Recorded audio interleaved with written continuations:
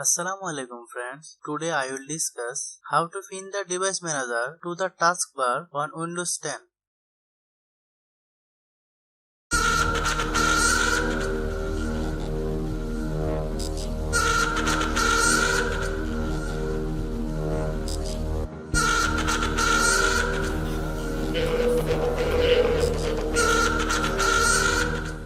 First right click on the mouse and click on new, then click on the shortcut.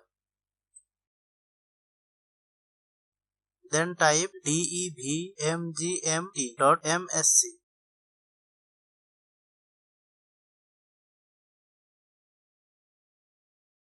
Then click next and finish.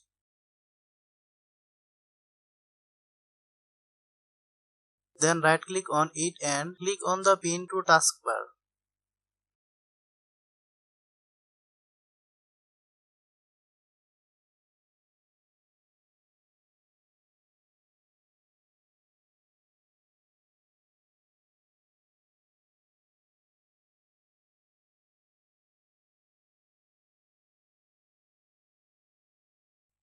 Thanks for watching.